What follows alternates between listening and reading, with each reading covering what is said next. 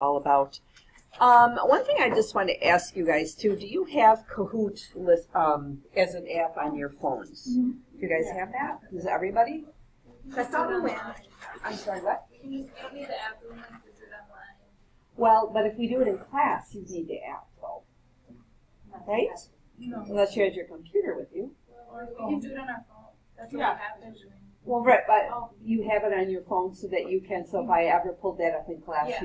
you're able to access it. Yep. That's what I meant. Okay. I'm not the most technically savvy person here, but anyways, we won't be doing that today, but I would like to, I have a couple Kahoots set up, and I'm kind of going to work on a couple more because I think they're fun, and then we can, if you guys have it, then I'll be able to pull that up at some point in time. Okay, good. Don't laugh at me. I can't help it. I grew up on transistor radios. That's all when I first started here at LTC 23 years ago, I literally did not know how to turn on a computer. I didn't know where the on button was. Well, they weren't. That's the honest truth. And I was like, oh, I have to learn how to use a computer for this job? But anyways. Elementary school. I know. Yeah. But it's hard for you to even think about that. But even when I was in college, they were just kind of starting, and they had computer labs and. Yeah, and just think of your life, like you don't even know your life without a computer. I mean, just think about having to go to a library and look up stuff in an encyclopedia or a dictionary. Right? Encyclopedias, remember those big stuff? You'd have to find books and do research, and you never ever could research anything. Now it's like, everything is so instantaneously available. It's changed our life quite a bit. Okay, anyways, let's get back to the PowerPoint. I believe I'm on slide number 50. I think we started talking about patients' rights. So we just have to remember, when people are in the hospital on a mental health unit, it does not mean that they have no rights. Okay, and sometimes some people think that they really don't have any rights. We had an interesting situation. We had one day at clinical this week, so we did have an interesting situation where the wife was having some mental health problems, and the husband was planning on using those problems against her, trying to get custody of the kids because they were going through a divorce. And this does happen. People really do have that mindset, because somebody's in the hospital for depression, anxiety, whatever. Yeah, I think she might have had a little bit of drinking thrown in there, although I don't think she was a heavy drinker. I think it was more just a coping mechanism that she was using a little bit more. But, think about that. Think about the rights of people that have a mental illness, and then people try to use that to gain leverage for things like divorce or child custody issues. But, people do have all the same rights that they have when they're not in the hospital. So they actually could conceivably I don't know how this would actually work out, but you could get married, you could file divorce papers, you could buy a house. I mean, you could enter into any kind of legal contract while you're in the hospital. Again, just thinking about logistically, not quite sure how that would work, but theoretically they have all the same rights as if they were not in the hospital. So, all right, teamwork and collaboration. Obviously, everybody all works together, and when you are in clinical, it's going to be really obvious why we all have to work together. So if one person notices something, they need to tell the next person, and then we all need to kind of work together. So again, we had an interesting situation on Tuesday, because we only had one day at clinical this week, and unfortunately, the situation happened after the students left. So everything exciting always happens after they leave. But you guys are there a little bit later, so maybe the exciting things are going to happen when you're still there for clinical. But anyways, I kind of noticed like a big, huge pile of linens kind of out in the hallway outside of this guy's room. And I knew we had this patient during the day, and I just don't remember hearing anything kind of unusual going on, except he was going through opiate detox and was rather uncomfortable from that. But anyways, all of a sudden, I'm noticing security is in there and nurses are in there and they're going through everything. I was like, wow, what's going on? And then I found out that it was visiting hours. And somebody who just happened to be kind of out in the hallway noticed they smelled smoke. They smelled cigarette smoke. So you smell cigarette smoke, you can't just ignore it. You have to use your teamwork And everybody had to work together then to kind of figure out what was going on and if there was any other contraband. So they had called security, and they 2 staff were in there, and they were going through everything, because if somebody is smoking, that means that there's probably a match or a lighter around too, things that are dangerous on a mental health unit. So they had to kind of do a room search. So you always have to use your teamwork skills too with a room search, because you don't want the patient accusing you of stealing things. So you have to have at least 2 staff members in there. I think they had 3 actually. And then they found more contraband. So they found a tourniquet and a syringe in this patient's room. It's like, oh, okay. So anyways, so the visitor brought those in, and the patient was getting really upset. He was saying, well, those aren't mine. They don't belong to me. Well, your visitor brought them in. But the nurse was very therapeutic. I just thought she handled it great. And she was just very matter of fact and just said, we're finding these in your room. This is a safety concern, and we can't have this on the unit. And so, security had to take those things away. And they really did a very thorough room search. So many times we have to get the whole team involved because of a situation that might be detrimental to everybody. So, all right. To me, nurses really are the heart of that therapeutic team, because we're there all the time, and we are the ones that are noticing and picking up on things. So sometimes they do use clinical pathways. I know that they use those sometimes on 1K. They probably use them in med-surg nursing too. Do you know what those are? Have you ever heard of clinical pathways? Do you use those in school health at all? I don't For know kids? more about Well, it's basically kind of like outlines like the time frame and the treatments to get that person well. It's kind of like a standardized approach to work with different types of illnesses. I didn't know if you guys use those in school health at all. If someone had a chronic diagnosis, like I'm thinking diabetes, and it would be our goal by the time they for sure were going to go to their middle school setting, that they were able to test their own blood sugar, they were able to utilize their own insulin pen, they could count their own carbohydrates. That's pretty much an example. Yeah. And then by the time they were out of high school, that they were doing all of their skills independently. Okay. That's a very good example of what a clinical pathway would look like, definitely. Okay, the milieu. I do like to talk about the milieu because I think the milieu is fascinating. So it certainly was a milieu issue when this guy was really upset and angry in his room, and his linens, literally, there was a pile of linens on the floor that high outside in the hallway. So other patients probably were wondering, what in the world was going on. They ended up changing his room, too, because his room was way at the end of the hall near the exit door, like as far away possible from the nurse's station. So they ended up moving him to a room closer to the nurse's station to keep a better eye on him. And so there's lots of different things going on in the milieu. So the milieu is the whole environment. It's a French word. It's the whole environment around you. So it's everything. It's every aspect of the mental health unit. It's the way that the patients are interacting with each other, the way that the staff are interacting with each other and with the patients. Because if the staff are crabby with each other and they're not getting along, then that spills out onto the unit. The patients really pick up on things like that pretty quickly. So just a couple of examples of milieu influences that I've noticed that were very detrimental. So I was just walking past the group room once and a couple of years ago, and there was like a whiteboard in there, and somebody had drawn a picture on that whiteboard of, it was like a stick figure, but the stick figure had a neck, and the neck had like a scar on it, and the one hand was holding a head with like blood dripping from it, and the other hand of the stick figure was holding a knife with blood dripping from it.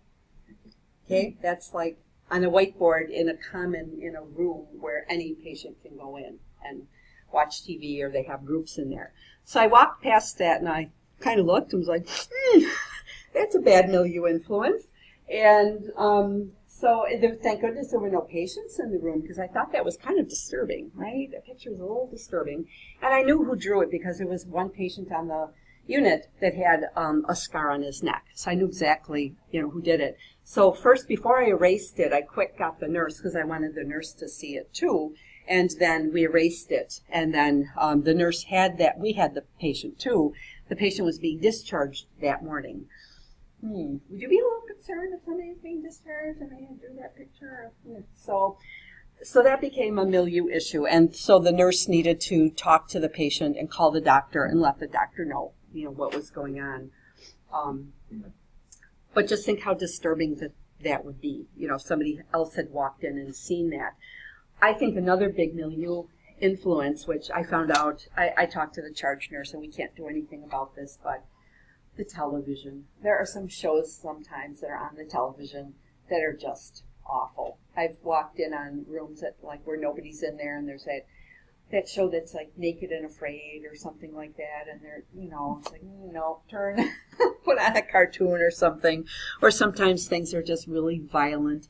But we can't do anything about it because you can't pick and choose, I guess, which stations particular units can have access to. It would be for the whole hospital, so they can't really do anything about making sure that some of those channels aren't available to patients. But if we notice it, or even if there's a bunch of patients watching a show that looks like it's really violent or really graphic, whatever, sexual in nature, it's probably better to just say, you know what, should we turn this and watch something else? It's okay to make a suggestion that we change the milieu a little bit.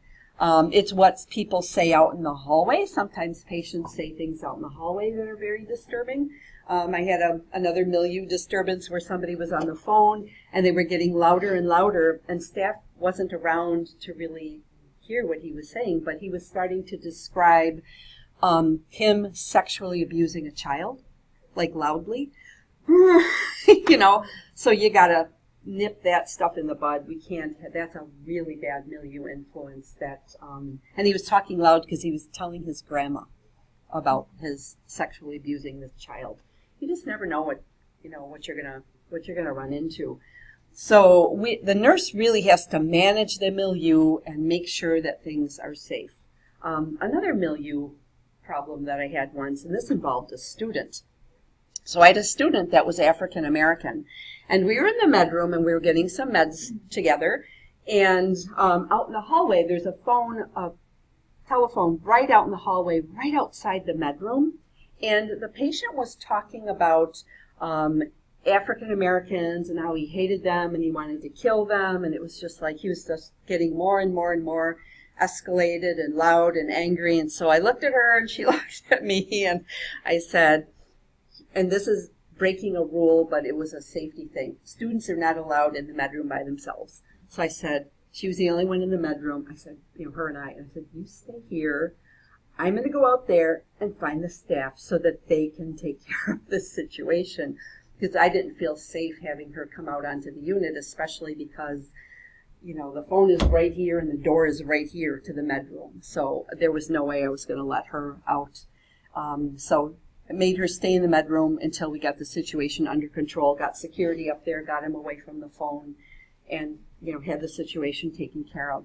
So it could be, dealing with violent episodes. It could also just be dealing with people getting into different types of relationships on the unit that probably aren't helpful either. If you overhear people that are have alcoholism issues or drug addiction issues, and they're talking about getting together and getting high after discharge, that's a milieu issue. So just about anything that is affecting the unit as a whole. So if you have somebody that's not sleeping at night and they're yelling all night long, that's a milieu disturbance. Sometimes there's not much we can do about those except try to calm that person down, but we can't always make somebody stop screaming, or yelling. It has to do with the safety of the unit, the design, and I just can't believe how many physical changes that they've made to the unit, even in the last year. They're now changing all the door handles. They're kind of cone shaped, so you can't really tie anything on it, and the handle drops. The handle isn't stable, so that you couldn't tie anything on it. Did you guys see the new bathroom? Yeah, we did. The new walk-in shower. Was that there when you guys were in clinical? So that's been new from the, I think they did that over the summer. So so it has to do with everything. You know, the unit design is kind of bad, right? What's bad between Sandeep and Andrea? What's bad about the design of that unit? I think it's just really separated. Uh-huh. You have it as just if you can't conveniently get to certain places. Yep. Yeah, I mean, like, there's lots of rooms that are really far away from the nursing station. Yes. Yes. The laundry room's like super secluded, so it's Yep. Yeah. and it's just very like dingy as a whole. Yeah. The hospital. Yeah. It's very like kind of depressing in there, I think. Yeah, it is the old part of the hospital, so it is dingy, but you're right, it's so separated. There's so many different places, and actually they've gotten better over the years where they used to have more of the unit open, but now they've been locking more and more doors to block off different parts of the unit so patients can't freely roam the entire unit. They used to be able to go to the dining area and beyond, like where we have report, they used to be able to go back there, and just think about how hidden that part of the unit is. And there are rooms that are so far from the nurse's station that it's just really difficult to kind of keep a handle. It's just not a very well-designed unit. But I think that new hospital, whenever they get around to building it, the mental health unit should actually be quite wonderful. And I think they're even going to build like an outdoor like atrium that's kind of in the middle, surrounded by the building, so people can actually have fresh air. That'll be awesome, but I'll be retired by then. Darn it. Okay, anyways. So I really like talking about the milieu because it's really one of our biggest roles is to manage the milieu. It is really up to us. It's not up to the doctors. It's not up to the nursing assistants. It's not up to the social workers. It's really up to nursing staff, although we do all work collaboratively as a team. So I just think the milieu is kind of interesting. Oh, another just quick funny story before I get into this. I had a student once whose name, now some people mispronounce milieu. They call it, on the unit there are some staff that call it the Malou. Okay? I had a student once, some years ago, whose name was Malou. She was from the Philippines. And so she was sitting in group, and they were taught this, the group leader is one that mispronounces it. And she said to the patients, "So, how's the Malou? How's it going? Are there any problems?" She was sitting in group and getting very, very upset, thinking, "They're talking about me." Anyways, it was just kind of funny. I just had to throw that in. So, it's the milieu, not the Malou. So, if you hear that mispronounced, anyways. So, inpatient psychiatric care, we're getting comprehensive data. We're evaluating, developing, implementing, evaluating plans of care, supervising other mental health workers. Yeah, you know what? We really have to keep an eye on the CNAs because they're not nurses. They don't know therapeutic communication. And sometimes I've noticed when they're brand new, you can tell I can tell, they really don't understand mental illness. They think that people are just behaving badly sometimes. And that's, I think, the general public kind of thinks that way too. So we really do have to do some teaching sometimes with the CNAs because they truly don't understand therapeutic communication and illness. So we do have to make sure that they're behaving appropriately. We have to maintain that safe and therapeutic environment, health promotion through teaching. We do a lot of teaching. Monitoring mood, affect, behavior, oversight for restraint and seclusion, although thank goodness we don't use those interventions quite as much as we used to in the olden days. And just that coordinating of care. Okay, so a little audience response question. After a suicide attempt, Edgar tells the nurse, "I need my belt to keep my pants up. They keep falling down." Which response should the nurse provide? So which do you think, A, B, C, or D? And I'll tell you right off the bat that I'm not happy with their correct answer. This is from the book, and I'll tell you why. And maybe some of you know why I'm not happy with the correct answer. But anyways, what do you think the correct answer is? Right. C is definitely the correct answer because the other ones are just basically ignoring his need, right? You don't really care that he's concerned that his pants are falling down. You're just kind of saying, well, this is the policy. You're not acknowledging like how they feel. C is the best answer, but honestly, those elastic waistband. Okay, Sandeep and Andrea, how do I feel about those paper pants with the elastic waistband? Well, they can be easily ripped off and used. Absolutely. It's this big, thick elastic waistband like that thick, and these paper pants that they give patients, and they do leave them out. And I point them out in every single, so you guys will get it too. When I'll be like, look at this, the paper pants can be so easily ripped. To me, that is a safety hazard to elastic waistbands. But they do give out paper pants. But if somebody had their own jeans that they wanted, and they were on 1K at least, and they needed something to hold up their pants, what they would do is they would take the wristbands. They would just get a plastic wristband, and they would get a couple belt loops together and just like put a wristband on there, a name band on there. So, and just kind of do it on both sides. That's how they would do it. They wouldn't necessarily give them elastic. So I just, yeah. I have feelings about those elastic waistbands. Okay, so just specialty treatment settings, pediatric, geriatric, veterans care, forensic, alcohol and drug abuse, self-help options. So there's just lots of different ways to get mental health treatment.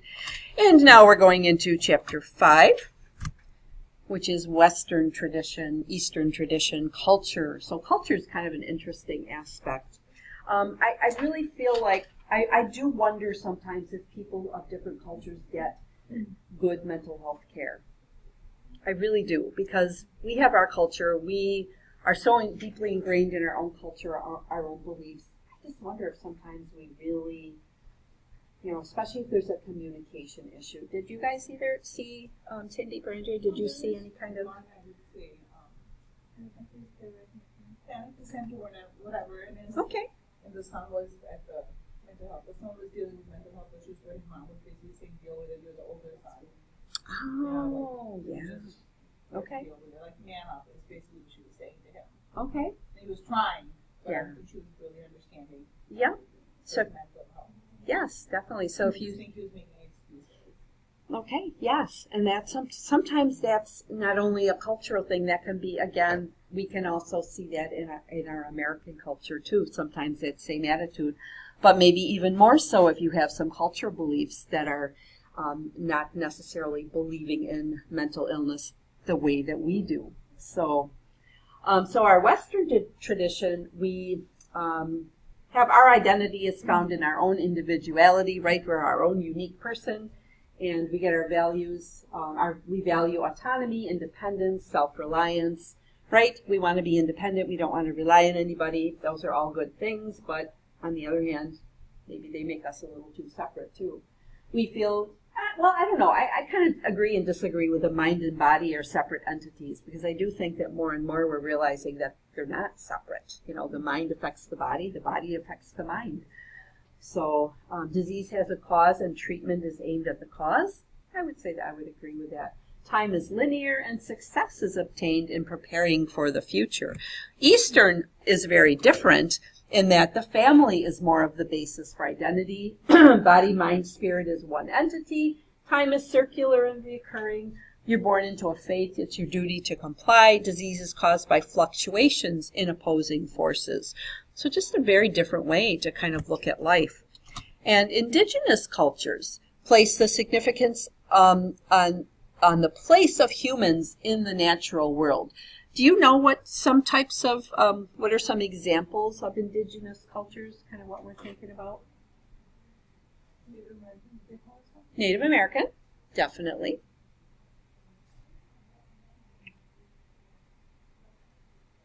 I think they don't mention them in your book, but I always thought Alaskan natives were also were considered indigenous. Like the Maori in New Zealand, people that have been in place for like thousands of years. So, okay, so they're more tied to the environment. Their basis of identity is the tribe that they belong to.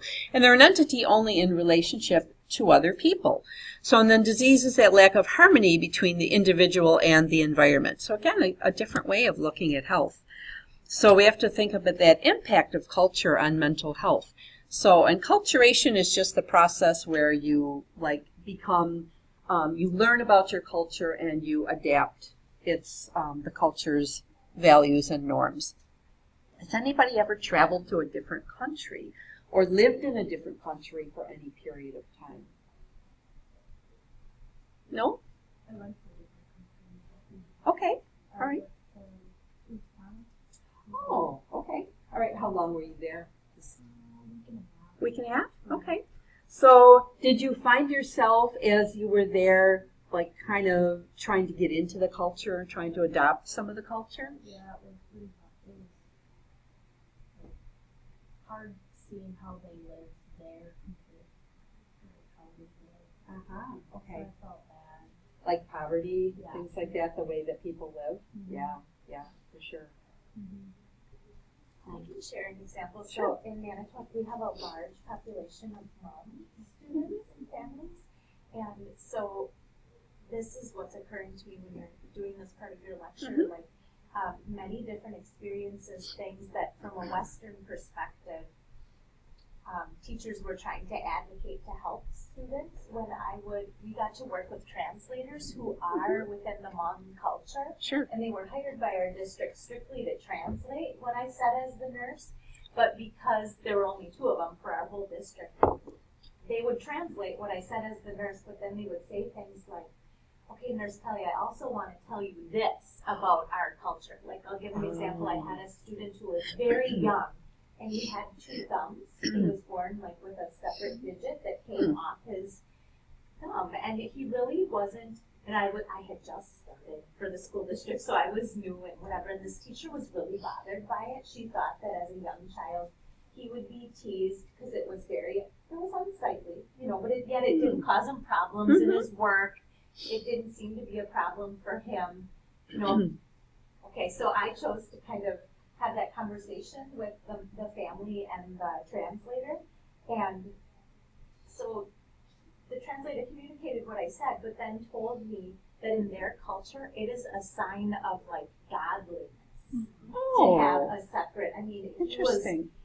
and and now with more experience that I have, I would have handled that whole thing differently and said to the teacher, it's not impacting his ability to learn or to act, or if he's not bothering him. I'm like, get over it, teacher, And there are many other things that happened, because their belief in shamanism and so things that from a Western perspective seem that we would need to intervene and do.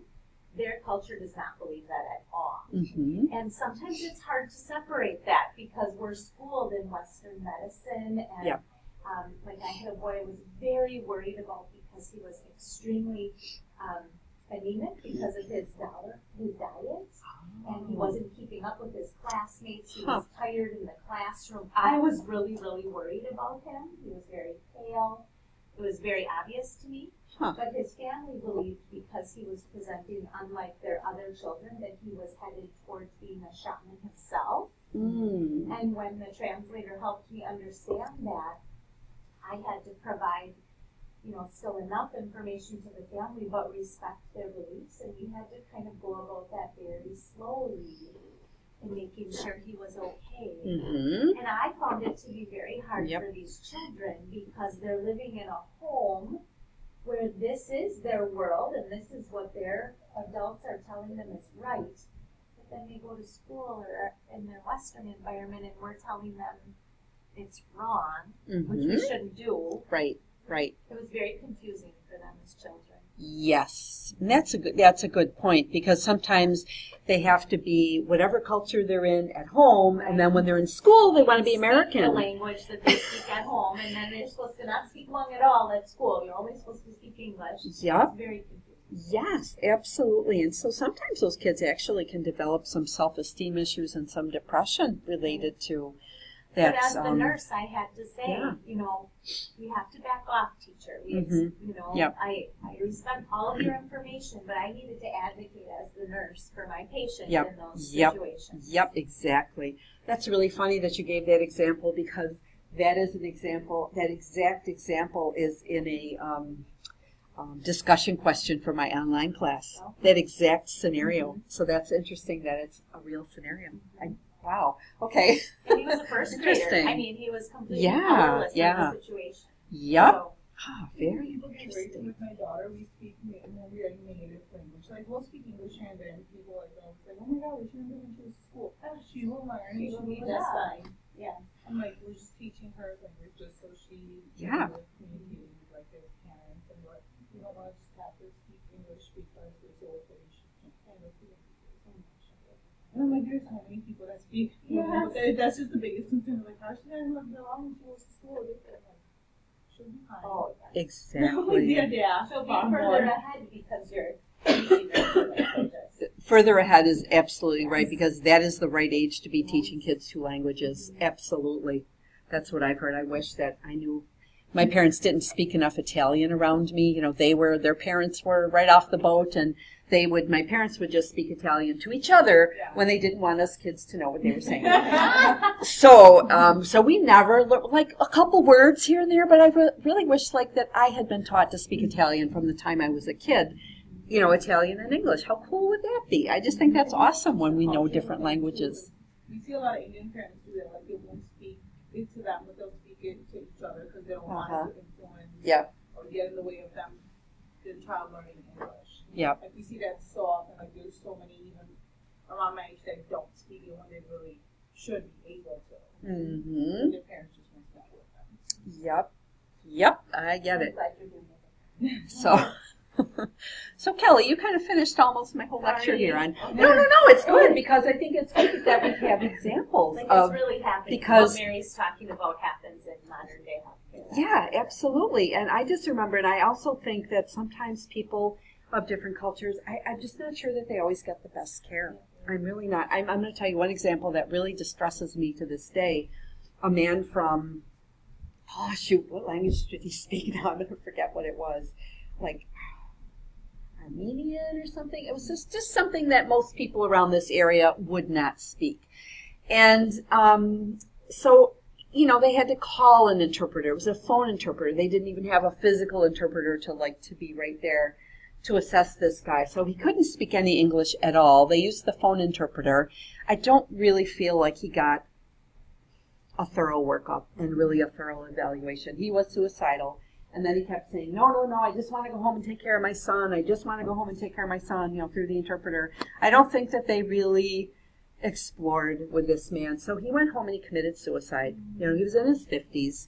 And I was coming onto the unit one day, and there was a man that was standing by the phone outside the unit wanting to get onto the unit, and he had a foreign accent. And I was thinking to myself, that accent sounds similar to something I've heard recently. It was a relative of this man, and he just wanted to know, why did we let him go? Why did we let his relative go? Because he committed suicide. He was very upset. The video monitors that they have to use for patients, sometimes if they don't have a live interpreter that speaks that language. Face to face, I think they have that now. But on the computer, how they roll the computer in, and it's subpar, isn't it? Sometimes I don't care for it. Oh, I haven't even seen that. I've only seen phone interpreters, like through a phone, and not visual, like nothing Skyping. visual. It's like Okay. Skyping, and Yeah. the interpreter has a headset on, and a lot of times there's a lag or a buffering, and so then they okay. speak, and then you wait, and it's so. It's like, but sometimes it's so literal, like they're not understanding. Like yesterday, that people, like my father-in-law, we took him to the ER, and of course they don't want to use family members to interpret for these reasons. But like he was a little confused because he was very dehydrated, so they're asking him these questions, he's not answering right, and she's literally just like repeating what he's saying, but they're like not letting families. Because that's what they can't do. Right. They're hired to strictly interpret. Well, like she's not looking at his face, she's not looking at him, he's not really there. So subpar care. Yeah. It's really not. She was just good like care. literally what he was saying, and it wasn't making sense to the doctor, obviously, because he was confused. We were just like, okay, like if she was there physically, she could see that he's agitated, Expression, confused. Yeah, I agree. I don't like this very much. I've never seen those, but If it was an emergency situation, it takes like 20 minutes to It like, does. connect with somebody, and then they have to connect you with somebody else. And it takes so long. okay. Because they're in and out. Okay. The information down and Oh my gosh, huh. before they It's actually not speak to the not patient. great. It's not the best for patients. Yeah. I have another example of a cultural, it was actually kind of a cultural religious difference, and again, very sad outcome to this story, but this was a Mennonite young man, and he was probably in his like late teens, maybe like 17, 18 years old, and his family brought him into the hospital. He kind of stopped eating, he got real thin, and he wasn't really talking much or doing much, kind of slowed movements. So they brought him in, and it kind of surprises me that they would even bring him in, but he ended up getting admitted onto the mental health unit, and they were, very adamant that his problems were caused by sinfulness. They just thought that because he was a teenager and he was interested in girls, that was like causing him sinful thoughts and all that, and that was causing his symptoms. Well, we actually diagnosed him with schizophrenia, and he also had an eating disorder too. So he really was super thin, and needed antipsychotic medication. It was really tough. We all read the book. We wanted to understand. He was with us a long time, like months. So we all got to read we passed around the book about the Mennonite religion, and we all read it so that we could have an understanding of what their, culture and their beliefs were all about. We tried to do some teaching. We allowed them to to do some of their cultural rituals. We'd block off the whole dining room for them. They would bring a bunch of family members, and they would play guitars and sing hymns and all that kind of stuff. And so whatever they wanted to do for their cultural and religious rituals, we allowed them to do that as much as possible. We also tried to do some teaching with the family and teaching the importance of staying on meds and all that. And he did better. He gained some weight, and he did better during his hospitalization. So we, at discharge, we're really talking to the family about he really needs to stay on these medications.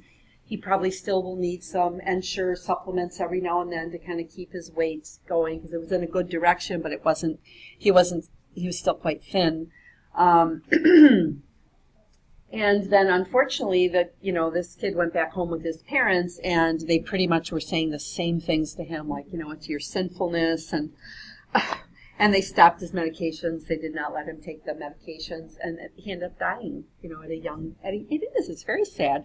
But we felt bad because we had worked with him for so long, and we really tried to do some teaching and tried to do a little bit of both, allow their cultural and religious rituals, and then some less, kind of mix the two, and that's sometimes a good way to approach things. We don't want to say, no, what you're doing is wrong or not helpful. We don't ever want to do that, but we also want to try to encourage some of the Western medicine type treatments, and again, that we weren't successful in that instance. So, okay. I'm telling too many stories. I think stories are good, though. I think you remember things from stories. So just think about enculturation, that's how we learn. If I were to go to live in Germany right now, I'd probably find, I live in Sheboygan. You might think, well, it's not too dissimilar from Germany. I don't know. I haven't been in Germany in a long time, but I can't just ignore all of my culture and just completely engage in their culture. It's going to take a while. And there might be some aspects of my culture that I'm going to want to hang on to because that's what I was brought up with. So we can't expect people to come to this country, and that's where kind of the ethnocentrism and cultural imposition come in. We can't expect people to just come to this country and just completely forget their cultural background and just behave as Americans do. That we expect everybody. We impose our culture on other people. We expect them, you're in America, you're supposed to behave like an American. Or that ethnocentrism, my culture is better than every other culture. So we have to kind of avoid those. As far as the deviance from cultural expectations can be defined as an illness, I think there's some really interesting examples in your book. On page 84, they go through like ghost sickness and susto, wind illness, just different types of cultural groups that kind of define their illnesses. They're really quite interesting. Okay, barriers, again, that communication barrier, I think we kind of talked about that a bit already. And again, sometimes the stigma of mental illness might be worse in a different culture, right? Because if they truly feel like even with the Mennonite group, they really thought this kid's symptoms were a result of sin. So if you think it's a result of sin, boy, what kind of a stigma is that on that person, right? And you could have a misdiagnosis. There are also genetic we kind of already talked about the cultural syndromes, and they're kind of really nicely outlined in your book. And I'm not going to ask you any specific, like what is susto and what is wind illness, what is that, I'm not going to ask you things like that. There are genetic variations in pharmacodynamics, so maybe different cultural groups, actually, medications might not work well for them, being in that culture, and or ethnic background. And maybe another medication would work a little bit differently. So we do have to look at that. They may not respond the way we think they're going to respond. So we have to think about people that just really get inadequate care, especially immigrants, refugees, cultural minorities. And again, I think we kind of talked about assessing cultural patterns and what can we do about it. And I think, Kelly, you gave a great example of that too, just really trying to work with the cultural beliefs. But in that case, the extra thumb wasn't really causing any major difficulties. It was just something that we probably think. Totally different Sure. An experienced nurse, but you learn. But I would think too that you'd have in the back of your mind, and maybe the teacher did too, that this kid's going to get bullied someday. He's going to get bullied, and that's really going to cause him. Sure. Oh, I'm sure. Absolutely. All righty. So, legal and ethical. So, we're just going to kind of go through this really quickly because we could take a whole course on ethics.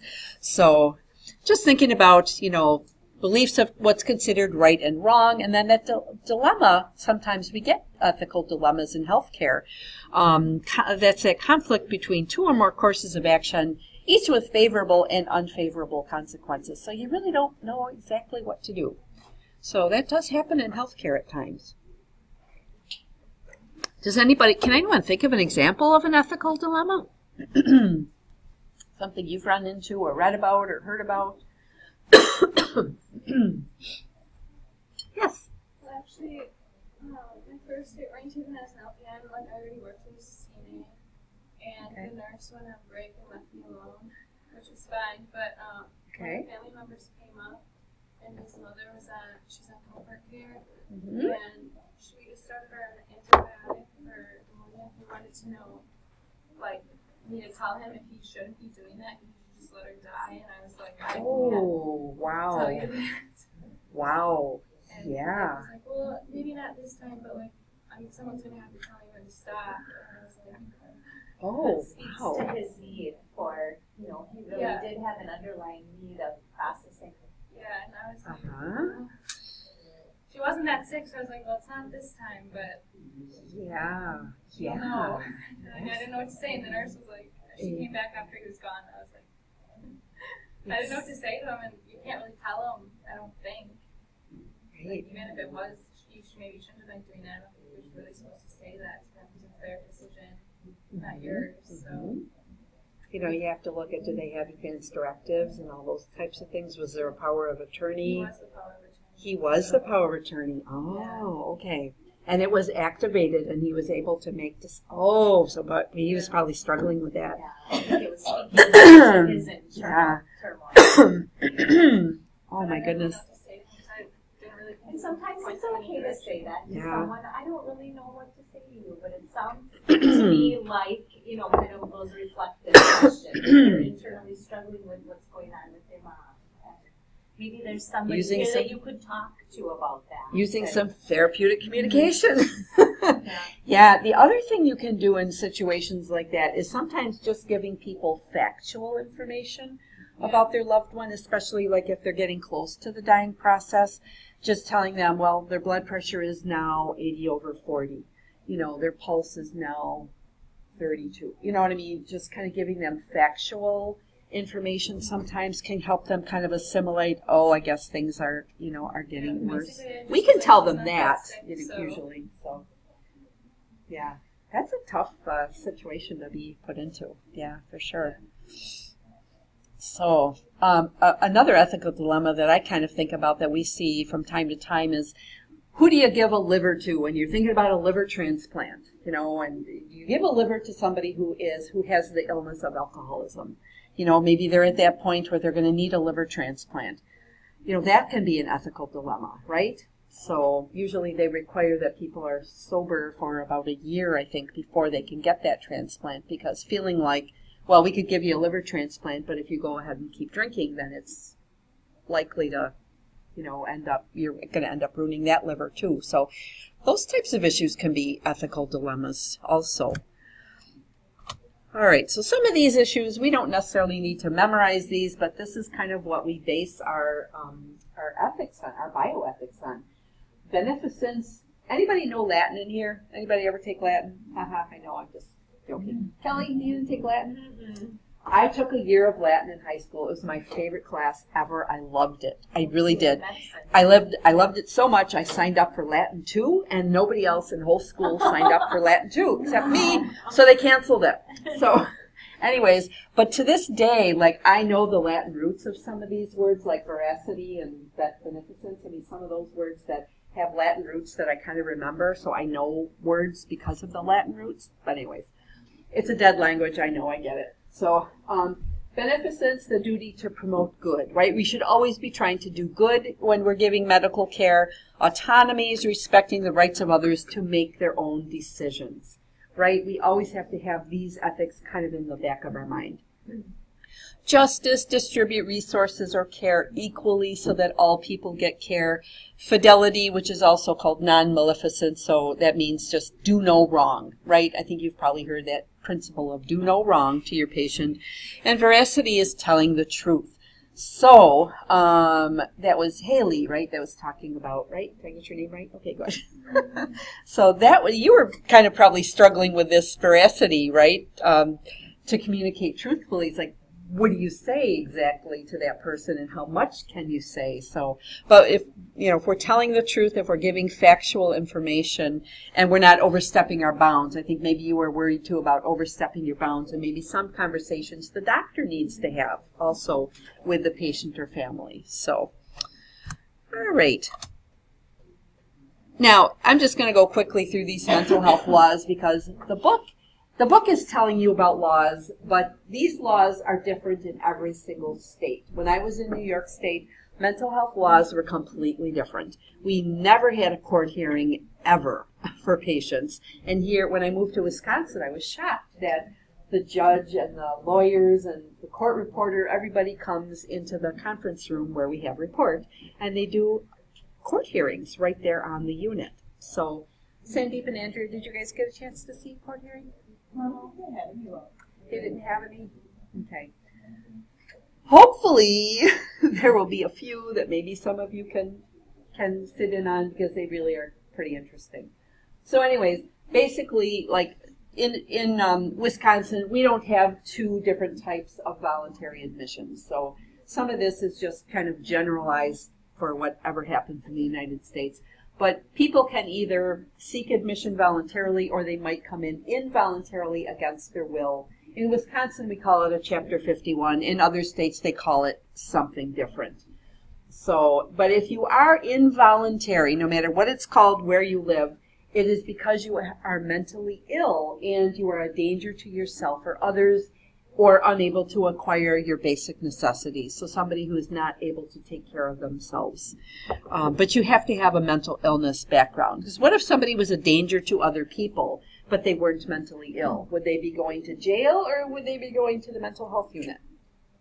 They'd probably be going to jail then, right? So, and sometimes that even gets a little sticky. I get a little distressed when I hear of instances where people are clearly mentally ill and they end up in jail. Okay? Do you guys remember, there was a couple years ago where it was here in Wisconsin. I don't remember what city exactly, but a woman, sounds like to me like she was really manic.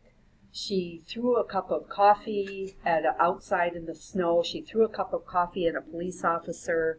She was singing Christmas carols to the top of her lungs, and she actually had bit her husband's tongue. Remember hearing about that? So that got a lot of publicity a few years ago.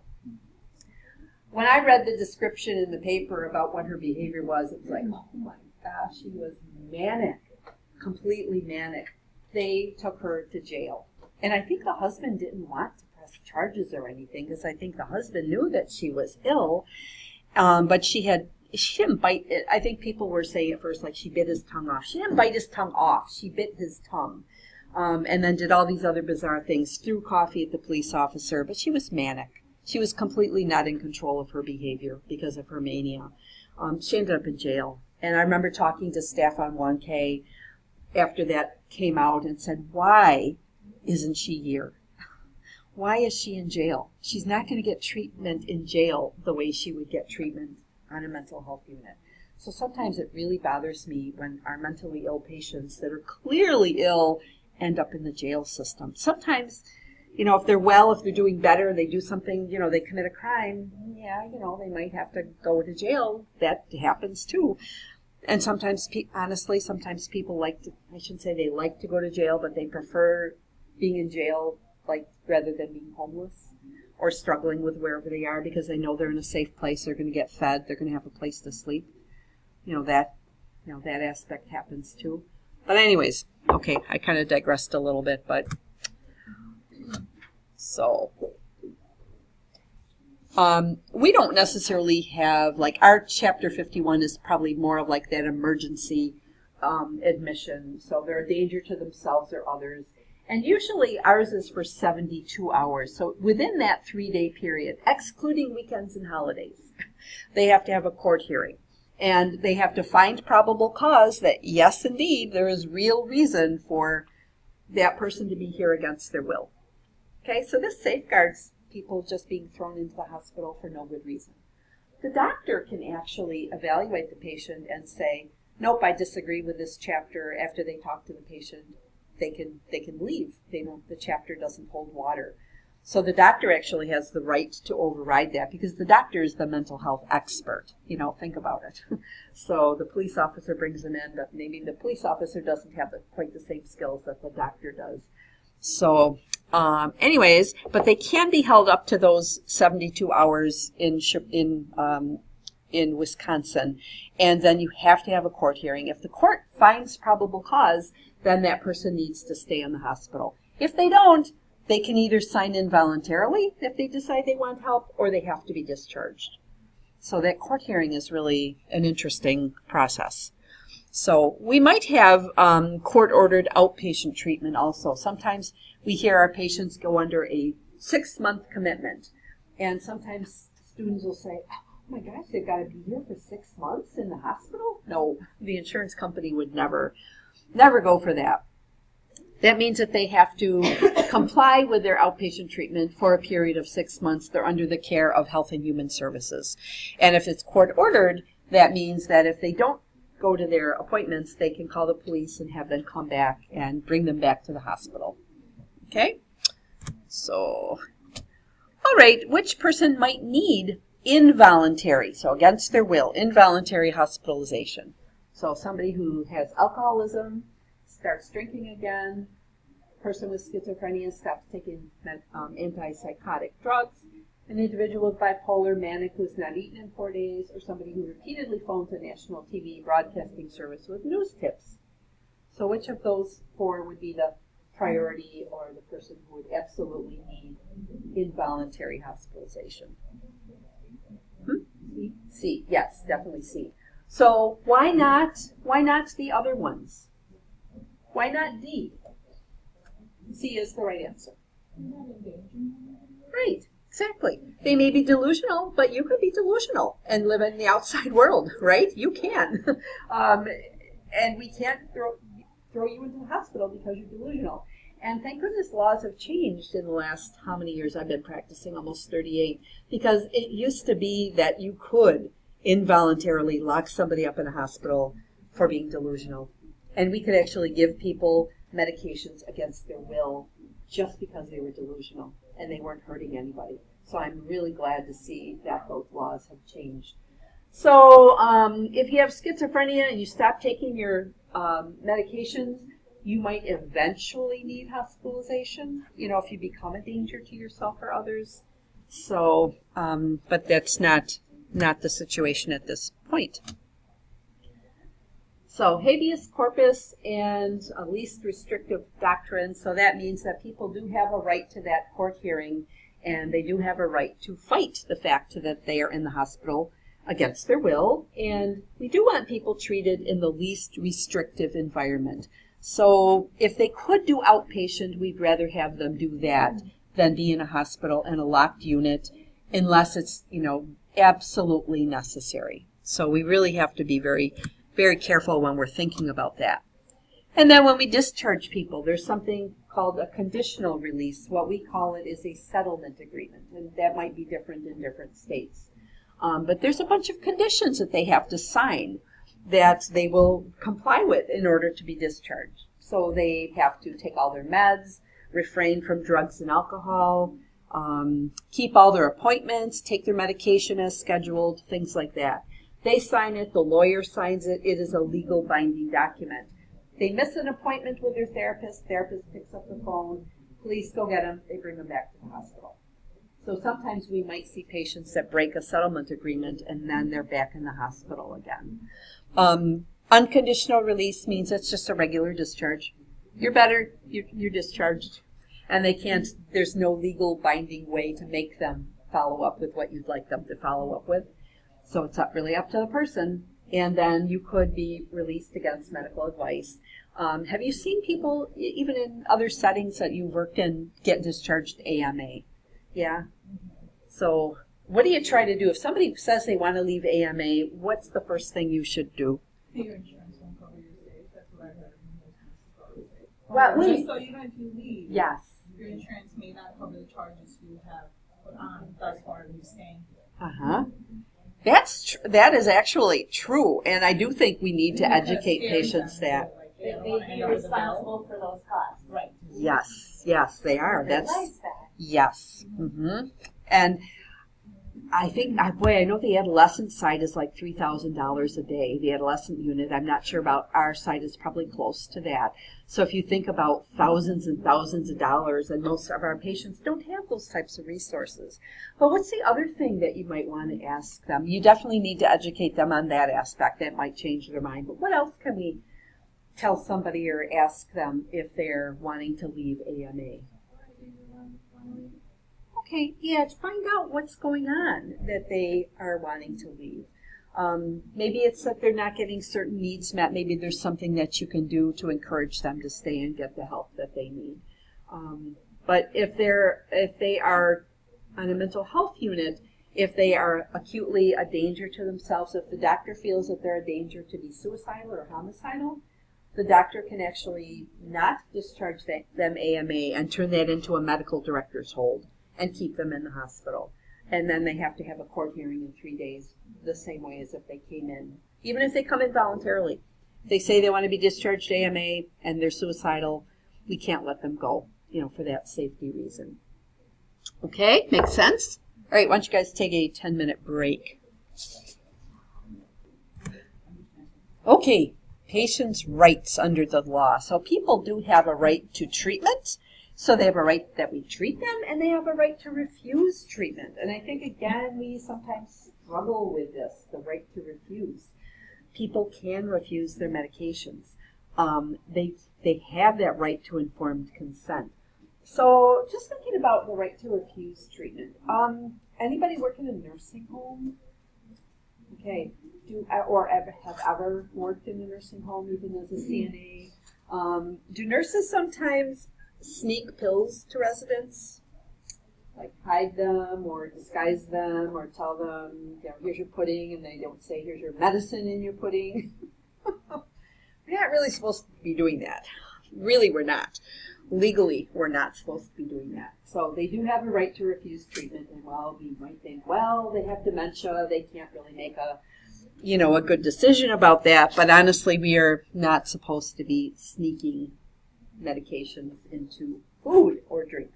One of the nurses told me that if they have an activated POA, then if the POA wants them to have it, we have to. Is that that's a different story. Okay. If you have an activated POA, because then that person has the decision making. That is different. But if somebody doesn't and they refuse, we can't just sneak it to them. Yeah. And that would be similar to pediatrics too, like if the parents have given permission for their child to receive the medicine, because there was a fair amount of things that we would put in juice or popsicle slush. Yes, when when the adolescent unit was up and running, It's just kind of closed temporarily now because they don't have a child psychiatrist. But anyways, the parents would have to give their permission for the child to get any type of medication, yes, and then the child really needed to take that. The problem you get into is if it's something that it doesn't come in any other form. You know, like with an adolescent, it gets a little sticky with forcing them to take their meds. If it doesn't come in an IM form or something like that, it would.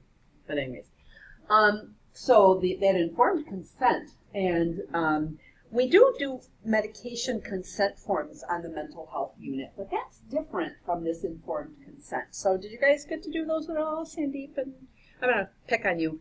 Katie's not here to pick on today, but so I only have two of you to pick on. But did you ever do a consent form for medication? Oh, I did, because I think someone added it. Yes, they added a new med. So any psychiatric medication, we need a consent form filled out on the unit, but we are able to do that. That's not considered the same as informed consent. So in third semester then, you guys as students might have that opportunity to do some medication teaching on a new med and have them sign, and you co-sign it as the person doing the teaching. But that's different. Usually informed consent is who has to get that informed consent. Say it's to a procedure, ECT, any other type of procedure that would happen. If they had to have surgery, who gets that informed consent? You guys know? The doctor. Right, absolutely, it would be the doctor. The nurse does not do informed consent for surgery and procedures like electroconvulsive therapy, things like that. So, all right. Little case study, JS, a 27-year-old male, court committed by his parents to your unit with a diagnosis of paranoid schizophrenia. He lashes out at staff when they attempt to give him medications. He states, "You are trying to poison me." So he continues to argue with staff. He's not aggressive, but he refuses all treatment. Legal and client's rights are suspended when a client is hospitalized involuntarily. True, false, depends on the state, depends on the physician assessment.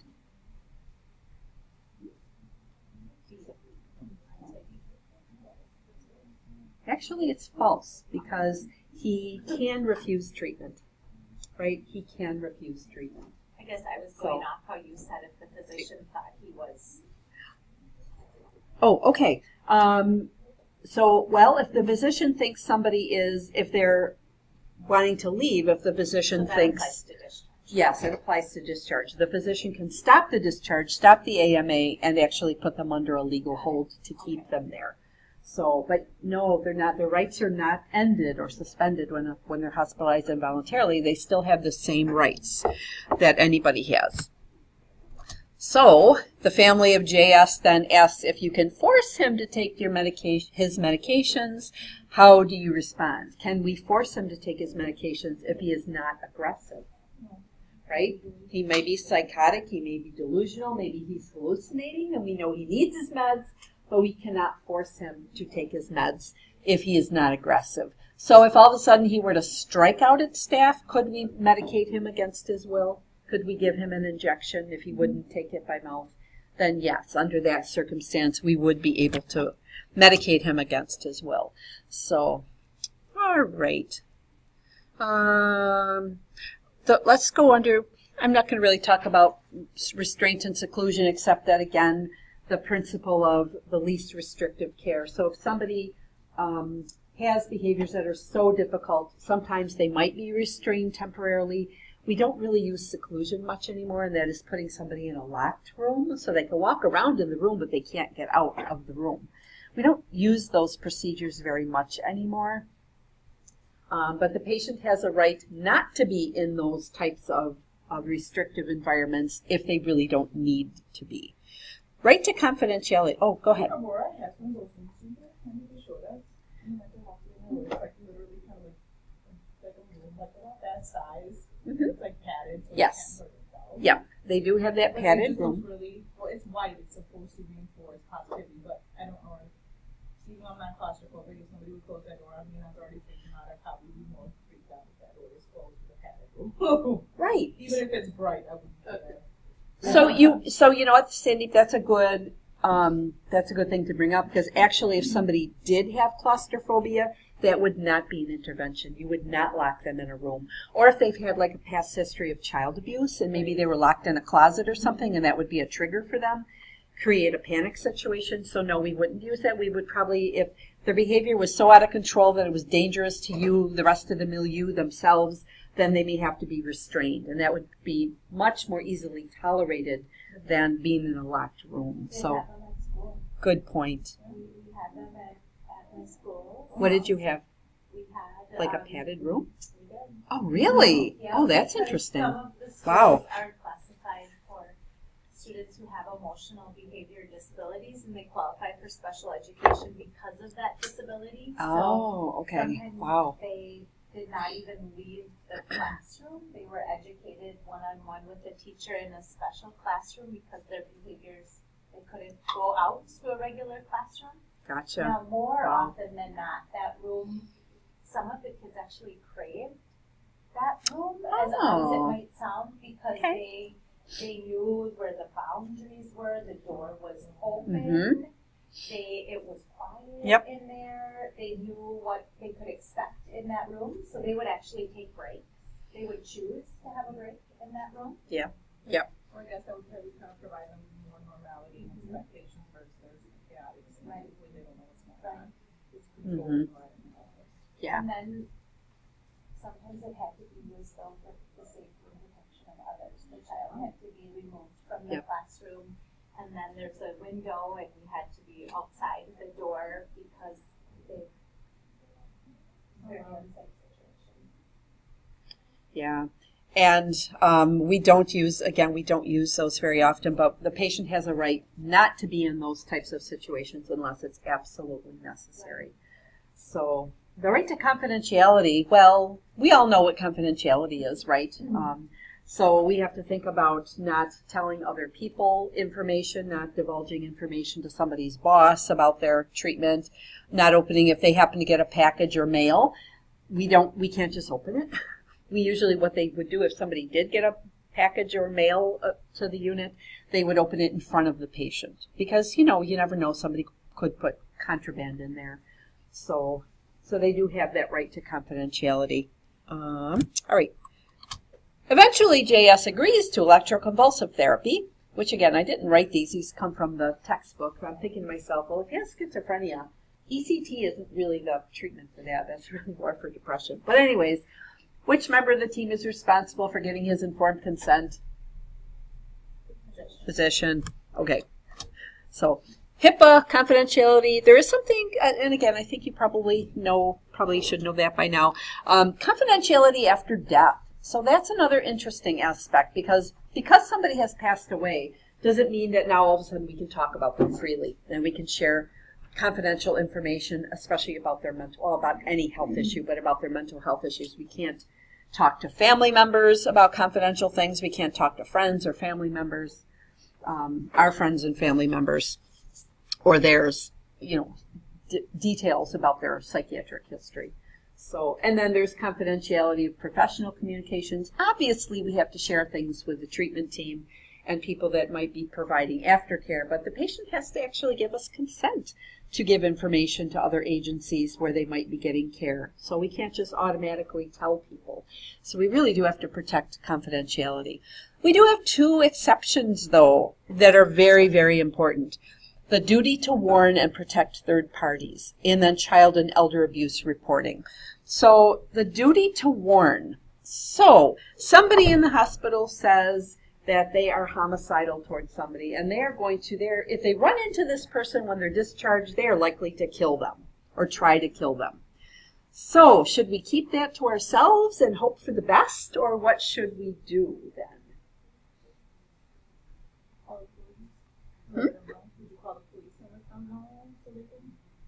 Well, we wouldn't call the police, but we would call that person and warn them. And it seems like, oh, but you're breaking confidentiality, right?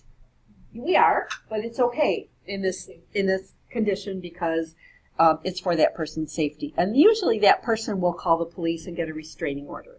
Okay, so that's how it usually goes. I don't believe that they ever have called the police directly, but they would definitely call that person and warn them. Okay. Oh yeah, absolutely. because safety is the highest principle. I have another really sad story about that because this is something that affected an LTC student. When I first started working here 23 years ago, I heard about a former student that had just graduated maybe a couple years prior to that, and she was actually killed by her ex-husband. And we found out that the ex-husband was actually on the inpatient unit, on the mental health unit, and he was talking about killing her. And they did the duty to warn. She got a restraining order, but we all know sometimes those don't work out very well. And he ended up murdering her. So I just remember I was just a new person here, and everybody was just mourning about the loss of this lovely person who had children, and she was a wonderful nurse and mom, and it was a very sad situation. But they were able to warn her, but unfortunately sometimes the rest of our systems don't necessarily work too well. But yes, we have to call them and warn them. And maybe the reason why they're homicidal isn't necessarily related to their mental health. Because maybe you're thinking, is anybody thinking to themselves, well, why are they letting them out of the hospital then if they're homicidal, right? I would think that too. But perhaps their illness is under control and we can't keep them there forever. So we do have to warn the other person. And then, of course, child and elder abuse. If we find out that a patient is a perpetrator or a victim, we have to call child or adult protective, depending on the situation.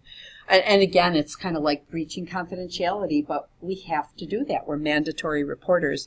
And again, that concept of safety is just so important.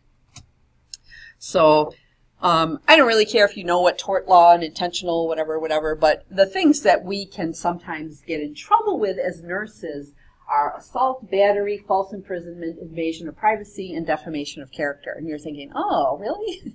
But as a nurse, assault is verbal. Okay, I think sometimes we think assault is physical. Assault is actually verbal. So if we tell a patient, I hope you've never heard this in your nursing lives so far. I hope you've never heard a nurse say, if you don't get away from the nurse's station, I'm going to lock you up.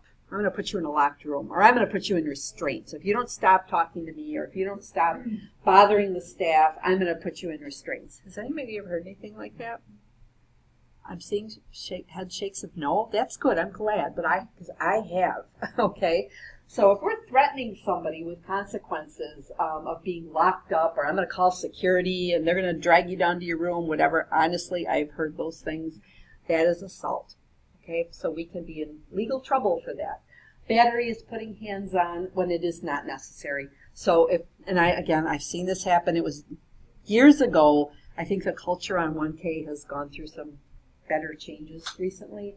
But they used to call security, and literally security would do this technique where they put the patients, it's a police technique for, if somebody is a criminal out on the street, and they used to bend their wrist down to the point of pain, so the person would be in excruciating pain, and then they would literally physically drag them down to their room when there was really no good reason. Maybe the person was just up at the desk and they were just standing at the desk, and they don't like them standing there because they can overhear confidential information, but they're just standing there. They weren't doing anything, but they didn't want them up at the desk, and the person wasn't listening. You don't drag somebody to their room because they're standing up at the desk. You know what I mean? So that could be battery, false imprisonment. So if you're putting somebody into that locked seclusion room and it wasn't necessary, you could be charged with that. Invasion of privacy, so any of the confidentiality issues. And then defamation of character, either slander or libel, so either verbal or written. If you are saying or writing something about the patient that is, that's defaming their character and just speaking to them about the evils of that person. So whether verbally or written, those could be things that nurses could get in trouble for. So, and of course we have negligence and malpractice, and those are doing things that we really should not be doing, not acting in the basics, for the person's best interest. So, all right. So we are held to standards of our Nurse Practice Act, and every state is going to be a little different. So is anybody planning on leaving Wisconsin someday, going somewhere warm, maybe? I'd like to. Especially after this week, right? Especially after this week. But if you do move someday, maybe, I never thought I was going to live in Wisconsin. I grew up in New York State. I didn't know I was going to come out here. But then you have to read the Nurse Practice Act because there are some things that might be a little bit different from one state to another. So, and then we have to think about our clear and thorough documentation. So, in Epic, there is, the doctors use this thing called Dragon, and so they speak into a microphone and it types what they're saying while they're speaking. So, there's a particular physician that doesn't correct his dictation. And so sometimes we read some really odd things. So just warning you, when we get to clinical, did you guys ever see anything? And it's like, Yeah, it doesn't make sense. Yeah. It could be completely the different Yeah, it message. doesn't make sense the way because you're like, what? That doesn't even make sense. right. So think about that as like reading this gobbledygook. And I just remember the one that makes me laugh, but really, truly, it's not funny because it's not. We should be, everybody should be documenting clearly. But the patient's suicide plan was to jump off a tiny building. That's in this person's chart. Jump off a tiny building? Really? So we really have to think about clear, thorough documentation and documenting objectively. We can't put our own subjective feelings into it because then we could be getting into that defamation of character thing if we sound like we're really slamming them as a person. So, all right. So a record's usefulness is determined by evaluating when the record is read later how accurately we write our notes, right? And it's used for quality improvement, used as evidence, and it could be used in a court of law. So I just hope some of those charts never make it to a court of law because, oh my goodness. Anyways. And we are using electronic documentation, which we might think would make things easier because sometimes people's handwriting could be so poor that in the old days, how could you read someone's writing sometimes? So documentation, very, very important. All right, so violence in the psychiatric setting. So this has some, legal, ethical implications. And it really bothers me because this first statement, employers are not typically responsible for employee injuries from violent patients. That might vary from place to place. I certainly would hope that they would be, but I think in the culture of nursing in general, I think we need to work on this. Not us, but I mean the way that we're perceived and that we shouldn't be victims of violence and everybody thinks that's okay. There was an instance, when was that? In the fall? I think it was this fall. Yeah, it was this fall. That I walked onto the unit and I was told, you might not want to bring the students on for a tour of the unit right now. You might want to wait a little bit. So we went somewhere else and we waited a little bit and we talked about some other stuff. And I was kind of like, is it okay for us to come out? And then they were like, yeah, you can come out. And then we didn't get very far up the hallway. I was starting to show students the different parts of the unit. And all of a sudden, a CNA comes running up to the hallway, and she's like, call 911. So the patient was really out of control. So I was kind of like, I wasn't quite sure what was going on at that point. So that big bathroom, that big shower room, I locked the students in there. I said, go in there, locked them in there.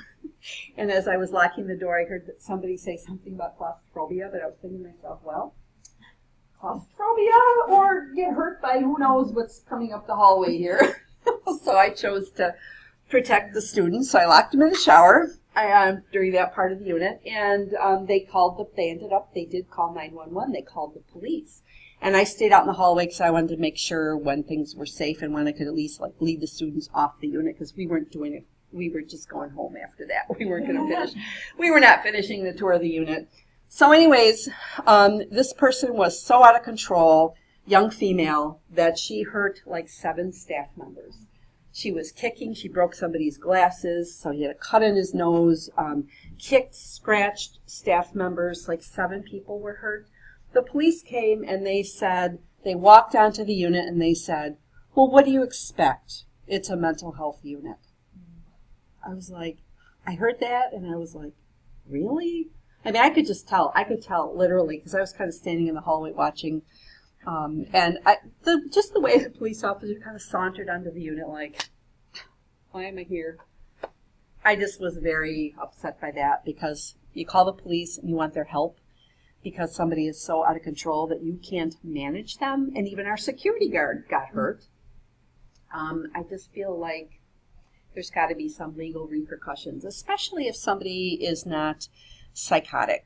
This girl was just mad because she didn't get her stuff.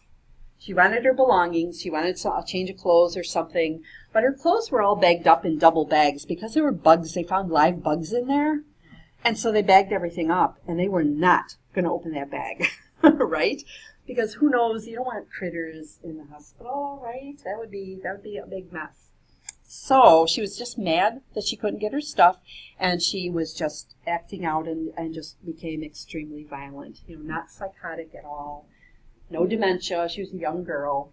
So to me, if somebody acts out, and I've been hurt before, but if somebody is psychotic, I guess I understand that a little better, and I feel like I can tolerate that. Maybe you don't, but or if somebody has dementia and they're just not responsible for their thoughts and their actions. Personally, that's how I feel about it, although other people might feel differently. But if somebody is just purposely acting out and hurting nurses, I just don't think that's okay. And I think that we're maybe part of our enculturation as nurses, that is just part of the job. We just accept it. We get hurt, we get beat up. Oh, well.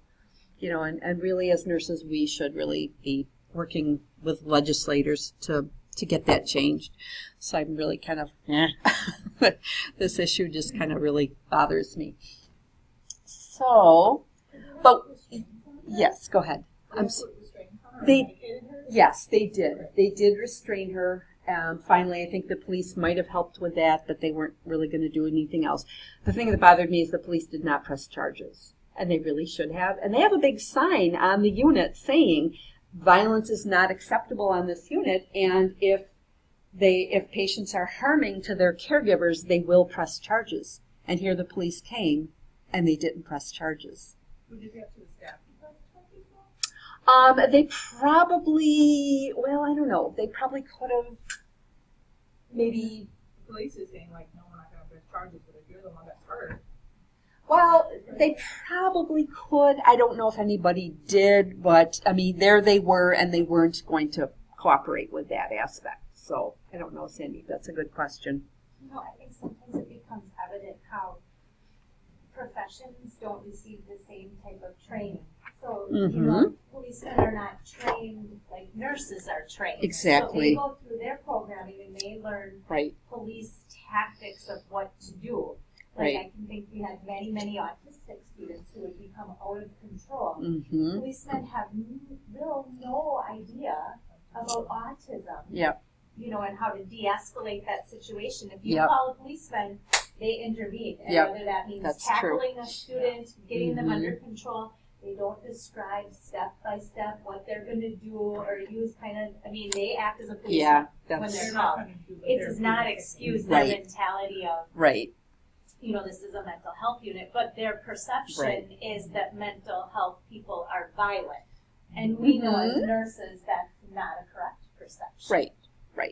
So when I do see some education things come across about, training, because you see that, they just don't know. Exactly. They only put their policeman brain on. That's when they are called to act. Exactly right. Mm-hmm.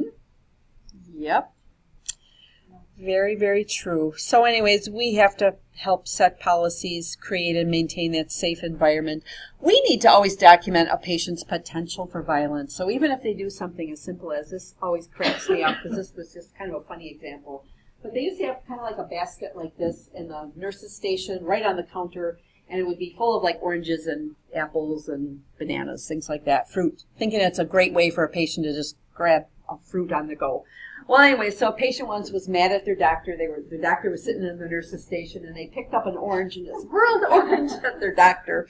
So that got documented, and every other admission after that, they would talk about it. So they bring up, this is the patient that in the past threw an orange at their doctor. I mean, that sounds really stupid, but to document and to carry on that violence, they keep a log of people that have violent behavior so that if they're readmitted, we revisit that.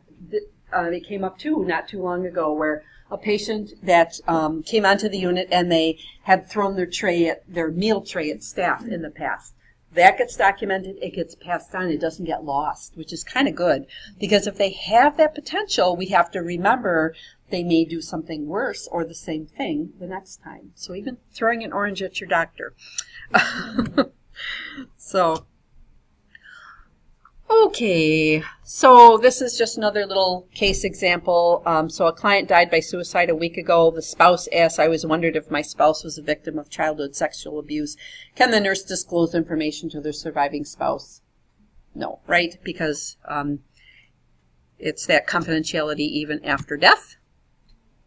All right, now we're into chapter 7. Okay, we know what CUSIN is, right? We are going to be kind of thinking about those different concepts as we go through all of our learning plans. So standards of care are pretty much the same standards of care in general nursing. So assessment, and we always have to think about assessing the differences in people's developmental levels. Language barriers, we kind of talked about some cultural things. We gather data. We look at the patient, we go through their history, we talk to them. If we can talk to family and get information from them, that's also a great thing to do. We always use rating scales. Besides all these things that we assess, we use rating scales for everything. Rate your depression on a scale of 1 to 10. Rate your pain on a scale of 1 to 10. Rate the strength of your hallucinations, your voices on a scale of 1 to 10. Rate your anxiety on a scale of 1 to 10. So we do use those quite a bit in mental health, and they are really quite useful. So Mr. R is on the unit, and he says, I don't know why you need to do an assessment. I'm just here to get my medications adjusted.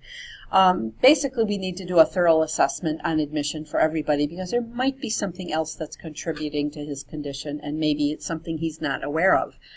So it's always important to do that full assessment.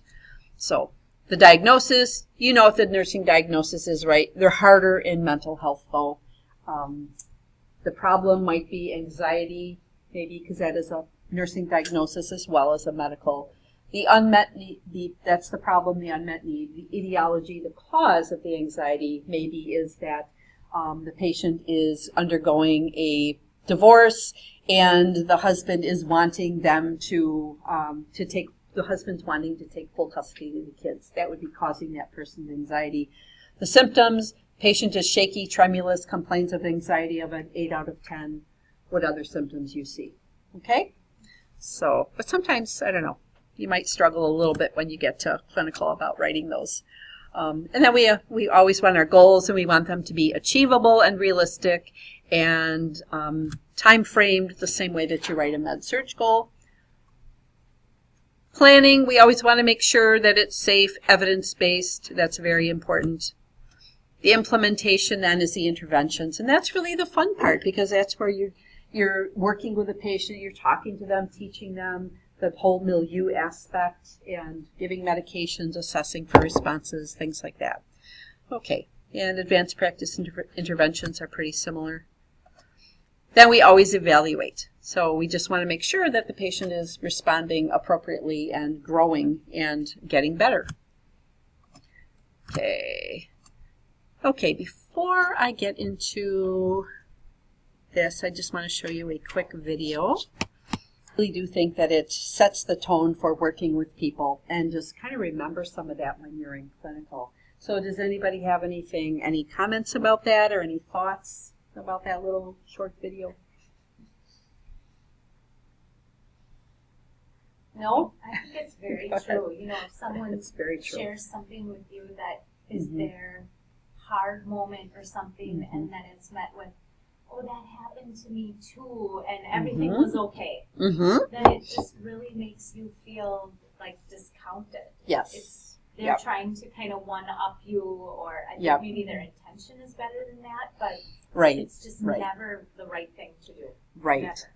Right. Yep, to turn it more about them instead of to turn it about you instead of them is never right. Yeah, and so that's something that we have to think about as we're entering into relationships with patients. And I did overhear a student once talking to a patient, and the patient had pain issues, and the student apparently had gone through some very difficult pain issues And so I was kind of out in the hallway listening to the conversation, and all of a sudden the patient was like making therapeutic responses to the student as the student was describing the terrible pain that they had gone through and the treatments they had tried. And I think the student was trying to like join with that patient and let the patient know that they also suffer. They understand they suffer with the pain issues too.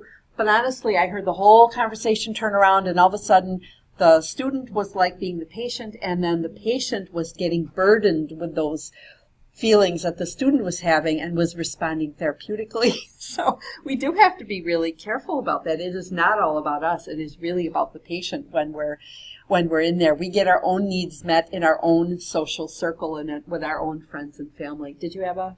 Yeah, well, I just remember from doing clinical mental health, like we had to have a conversation where we felt like it was therapeutic. Yep. And I remember my gal, she was very young. She was kind of like 24, 25. She was very outgoing. But the way she was describing it was very relatable, but I couldn't say, oh, that happened to me. It was a lot. Yep. Like, how does that make you feel? Why does that, like, kind of just, whatever she said to me, just kind of like rephrase it and say it back to her. Yeah, Like, yeah. even if they're like, it's very relatable, like, it was really kind of hard to not say, oh, I know what you mean. This happened to me. Because sometimes they will say, like, what would you do if this happened to you? And it's so hard to say, like, well, this is what I would do, but you can't say that because you're making a suggestion, like, this is what I would do. Right. When that may not fit into her situation, or it may influence the way she might have done something because it could be negative for her. Yep, exactly. So that relationship with the patient is the basis for our treatment approach. We are the therapeutic tool. We have to be safe, confidential, reliable, consistent, and we have to have those clear boundaries. And if we're all of a sudden telling about our issues and the role is reversed, then the boundaries are kind of blurred, and that's not a good thing. So we use ourself with our personality in full awareness. Now, we all have different personalities. Sometimes you might have to modify your personality a little bit. If you're too bubbly, then a student came back to post-conference and said, oh, my patient said I was too enthusiastic. You know? So she had to, and her patient was really depressed. So you're going to make somebody feel more depressed if you're coming across as Susie Sunshine. So if you're that type of person, you might have to just modify things a little bit. So we have to understand ourselves in order to use ourselves as a therapeutic tool. And we have to try to establish relatedness, so relate to that person, but that doesn't mean telling them that we've been through the same thing, right? We have to structure our interventions, facilitate communication of distressing thoughts and feelings. So that's one part about that video that I liked, is that sometimes the only thing you can say is, oh my gosh, I'm so glad you told me, I don't even know what to say. That sounds really difficult. Leave it at that, just so that you want them to know that you heard how bad they feel. That's so powerful. We don't have to come up with a solution for them. We do want to help them with problem solving. We can't tell them what to do, but like Sandeep was saying before, but we certainly can encourage them to problem solve, and it's something that might work for their situation. I had a friend who was me out. She lives in California, but I didn't know she was suicidal then. But she came and visited, and was like, I was going through a tough time, and all I could say is like, thank you for sharing, because I mean, if I never had those type of thoughts, I wouldn't know how to relate to it. Sure. And I wouldn't want to say I've had those thoughts too, because I think I would just maybe do things and made her think it was normal to have them. But like, all I could say is like, thank you for sharing with me, and reach out to me if you ever feel that way again. Yeah, definitely. Just being there and that connectedness is very, very helpful. So we want to help them examine self-defeating behaviors to promote self-care and independence. Now, a social relationship then that's the purpose of friendship, right? So that's your friend, your family relationships, socialization, enjoyment, or maybe even accomplishment of a task. Mutual needs are met. So that's very different from a therapeutic relationship. And the content of communication might be more superficial. It might get a little bit deeper, but it goes both ways. Like, you share with me, I share with you. And that shouldn't happen in a therapeutic relationship. We should have really clear boundaries. And the needs of the patient are what's most important. So again, we have to be accountable, focus on the patient, put aside your own stuff. Sandeep, that was a really good example of just saying, you were just dying to say something, but you just knew that was not the right thing to share with your patient. So sometimes we have to do that. And we have to kind of delay judgment, not judge that person. And we might have to seek supervision if we're in a situation that is beyond our, ability to communicate therapeutically. I think in mental health, I think the population portrayed a certain picture of a mental health patient. When in general, they literally just be like, you outgoing, bubbly, but you don't know what's on the inside. Mm-hmm. Like my patient was young, she was very outgoing, beautiful, and that wouldn't fit somebody's picture of a person right. mentally right. challenged. So sometimes we have some stereotypes, right? Just the perception of thinking, sure. This is what I'm mental. Like they're crazy and they act crazy. Mm-hmm. And Yep. Yep. That's usually the first comment if a student has never been on a mental health unit before and they first have clinical. The first thing they say usually is like, "Oh, these are just people like us." Yeah, that's what I've been saying in class. But sometimes when you get in clinical, then it really hits home that yes, these are just people that are struggling with with different issues. Life can become overwhelming for anybody. So we have to establish boundaries, physical boundaries. So we don't touch on the unit, no touch, no back rubs, no holding their hand if they're crying, no putting your arm around them, things like that, because those can be misinterpreted. People have abuse, family history of like child abuse or something, that can be a trigger for them. It sounds mean, but it really isn't. It's really for their emotional protection. So, and we expect them not to touch us either. We expect them to use appropriate language, things like that. We might make a contract, like I'm going to be working with you every time I'm here, things like that. Personal space. Sometimes if somebody is manic or if they have schizophrenia, they come right up to you and, the personal space is kind of missing. So it is okay to kind of back up a little bit and say, that they're getting a little too close and maybe they can use a little more space, so we can give people feedback on that. So boundaries are blurred again when the relationship kind of gets into a social context. So I saw a nurse on the unit once whip out her cell phone and show the patient a picture of her daughter on her phone. So, and I think she knew the person like from the outside, but still, other people they were out in the hallway, other people kind of saw that. It was like, why is she showing this patient a picture of her daughter? It just, we just really have to make sure that we're not meeting our needs, that we're meeting the patient's needs. So two concepts, transference and countertransference, and this can happen to blur those roles. So transference is what the patient feels, and this kind of comes from Freud, I think. The patient unconsciously and inappropriately displaces feelings onto the nurse related to a significant person in their past. So they're treating you, you can pick up on, they're treating you like you were somebody in their past. So that may affect the way that they can relate to you. Countertransference is what we experience as the nurse related to people in our past. So I always give the example of when I was in second grade, I still remember this to this day. When I was in second grade, I had a really mean teacher. And I was a messy kid. Well, my card here kind of reflects that. It's not real neat and organized and everything, just so. I was a messy kid. We had the type of desk that lifted up, that type of desk. And, of course, mine never shut exactly. It was always like open a crack or open, an inch or so. So she didn't like that. And so she made me get up one day, I think kind of toward the end of the school day. She was, "Mary, stand up, get out of your desk." So she took my desk and she tipped it upside down and just everything went all over the floor. Then she made me stay after school to clean it up, and she made the teacher's pet, like her favorite student, stay after and help me clean up my desk and organize it. And then she drove me home. Okay, so if I were to take care of a patient that looked like her, had a name similar to hers, I would probably have, an automatic reaction of, don't think I can relate to this person. So if I find myself, or it could be a positive too, it could be a positive countertransference where somebody was really a great person in my life and now I'm overly maybe bending the rules to give them things that they shouldn't have or something. Could work both ways, but if I'm recognizing those feelings in myself, I need to do something about it. I need to seek supervision so that I can act therapeutically with that person. If the patient's experiencing it, we don't expect them to develop that insight, but we have to then recognize it and kind of help the patient to deal with it and to relate to us a little bit differently. So it is kind of an interesting phenomenon that does happen. So we always have to be aware of our own values and beliefs. That's a very important part of being a good nurse, is that you are aware of yourself. So Peplow's model of the nurse-patient relationship, she's got 3 phases. And I'm pretty sure that these phases, there might be some test questions on this. So the orientation is when you're just getting to know the patient, you're establishing rapport, and you are defining the parameters of the relationship. I am just going to work with you while you're here in the hospital, okay? Not after discharge. Sometimes they are starting to make like a phone call to the patient the day after discharge to make sure everything's going okay, but the relationship is not going to continue.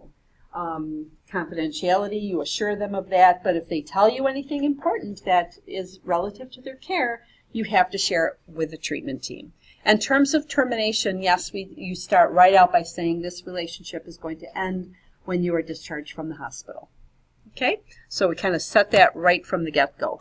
And then the working phase is when you're doing all of your problem solving, gathering more data, facilitating change, things like that. So that's the actual, you're doing the meat of your work, trying to help them to have more adaptive behaviors.